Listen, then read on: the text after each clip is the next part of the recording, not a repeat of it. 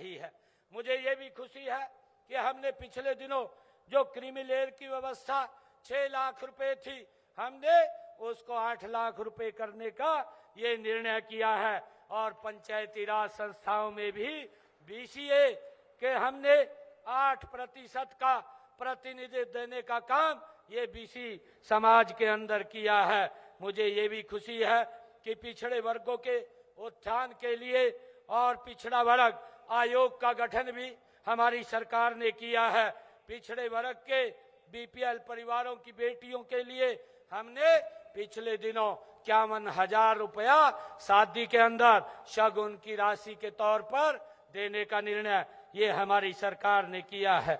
मुझे ये भी खुशी है कि गरीब जरूरतमंद परिवारों को स्वास्थ्य सुविधाएं उपलब्ध कराने के लिए आयुष्मान भारत चिरायु कार्ड जैसी योजना के तहत 5 लाख रुपए का इलाज ये मुफ्त में देने का निर्णय ये देश के यशस्वी प्रधानमंत्री आदरणीय नरेंद्र मोदी जी ने किया है। और मुझे खुशी है कि हमने आयुष्मान और चिरायु कार्ड के माध्यम से हरियाणा प्रदेश के अंदर इस योजना के साथ जुड़ करके 22 लाख परिवारों ने लोगों ने इसका लाभ लिया है और उसकी एवज में 3,000 करोड़ रुपया उनके इलाज के लिए हरियाणा सरकार ने दिया है। मुझे ये खुशी है।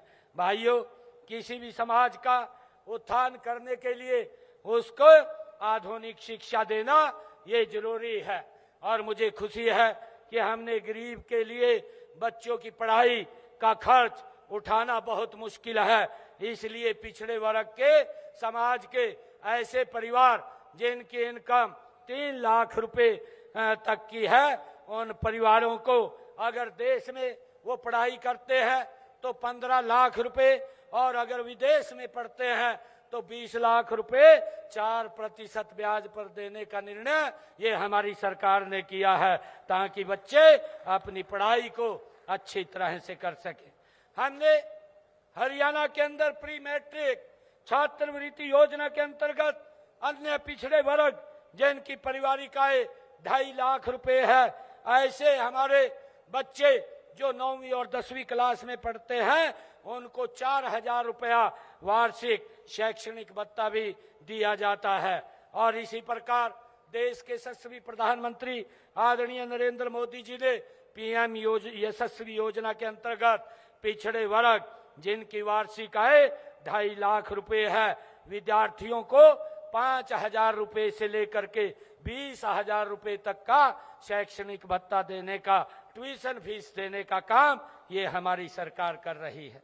और मुझे ये भी खुशी है कि हमने पिछले दिनों ये निर्णय किया था कि हमारी जो बेटियां हैं अगर वो उच्च शिक्षा भी लेंगी तो उसका सारा का सारा फीस का खर्चा हरियाणा सरकार देगी, माँ बाप के ऊपर कोई उसका असर नहीं पड़ेगा।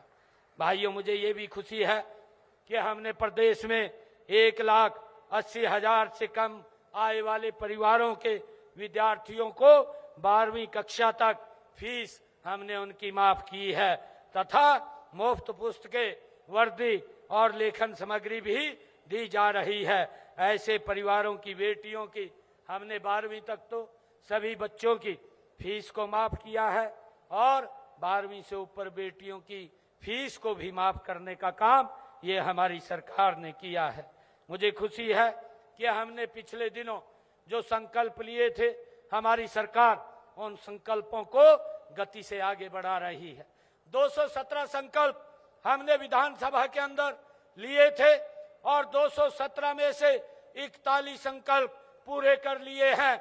मुझे खुशी है कि इस साल के अंत तक 90 संकल्प और इसमें जुड़ जाएंगे और हमारी सरकार ये गति से काम कर रही है।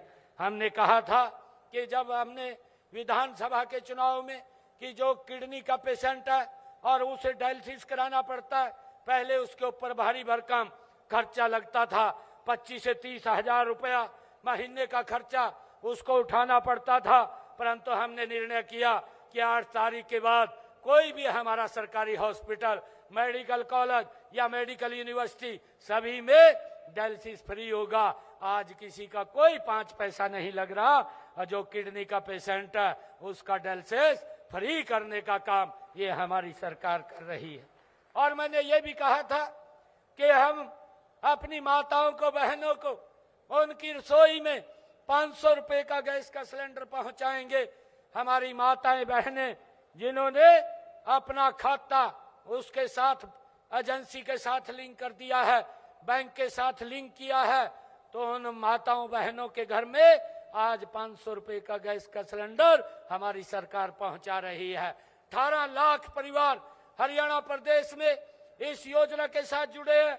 अगर कोई और परिवार ऐसा रह गया है कि जिसको ये 500 रुपए का गैस का सिलेंडर नहीं मिल रहा, वो इस योजना के साथ जुड़ करके वो 500 रुपए का गैस का सिलेंडर उसकी रसोई में बहन की पहुंचाने का काम हमारी सरकार कर रही है। आप उसका तुरंत लिंक करवा करके ये लेने का काम करें, ताकि योजना का लाभ ये हमारी सरकार आप तक पहुंचाने का काम कर रही है।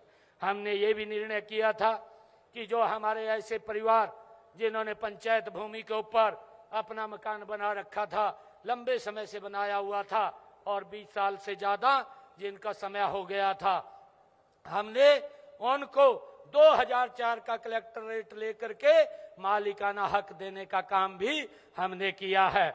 और हरियाणा के अंदर किसान की 24 फसलें भी एमएसपी पर ये खरीदने वाला पहला राज्य है, ये काम कर रहे हैं। मुझे खुशी है कि आज विभिन्न प्रतियोगी और प्रवेश परीक्षाओं की तैयारी करने वाले उम्मीदवारों को हमारी सरकार, जो ओबीसी समाज के हैं, उनको मुफ्त में कोचिंग भी देने का काम हमारी सरकार कर रही है। आज जो कदम ये उठाया गया है वह आपके भविष्य की एक नींव है। मैं आप सभी से आग्रह करता हूं कि इस अवसर पर का हम पूरा लाभ उठाएं, अपनी कला को आधुनिकता से जोड़ें, नई तकनीकों को सीखें और अपने उत्पादों को और भी आकर्षक बनाएं। मुझे पूरा विश्वास है कि अपनी आपकी मेहनत और लगन से यह पहल एक बड़ी सफलता बनेगी। हम सब मिलकर एक ऐसा भारत बनाएंगे जहां हर हुनरमंद को सम्मान मिलेगा, हर कारीगर को अवसर मिलेगा, हर समाज को आगे बढ़ने का मौका मिलेगा। और मैं एक और अपील भी आप लोगों से करना चाहता हूं, क्योंकि 2 दिन के बाद हम स्वतंत्रता दिवस मना रहे हैं। स्वतंत्रता दिवस की भी आप सबको मैं बहुत बहुत बधाई और शुभकामनाएं देता हूं। मुझे खुशी है कि स्वतंत्रता दिवस के अवसर पर मैं ये भी अपील करना चाहूंगा, जिस प्रकार से वातावरण ये खराब हुआ है, आदरणीय मोदी जी ने एक संकल्प लिया है। उन्होंने कहा है एक पेड़ माँ के नाम। हम ये संकल्प ले कि एक पेड़ माँ के नाम, एक पेड़ अवश्य लगाएंगे। अपने बुजुर्ग के जन्मदिन पे लगाएंगे, बच्चे के जन्मदिन पे लगाएंगे या विवाहिक वर्षगांठ के अवसर पर लगाएंगे। और पेड़ लगाएंगे नहीं, उसका संरक्षण भी करेंगे। मैं ऐसा आप लोगों से आग्रह भी करता हूं। और ये भी मैं संकल्प आज हम सब ने लेना चाहिए।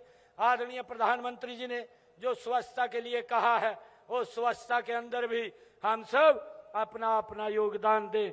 और मुझे खुशी है आदरणीय प्रधानमंत्री जी ने प्रधानमंत्री आवास योजना के तहत लगभग हरियाणा के अंदर पिछले 11 वर्षों में 1 लाख से ज्यादा घर बना करके चाबियां सौंपने का काम किया है। और आने वाले समय के अंदर हमारी सरकार इसके ऊपर और गति से काम कर रही है।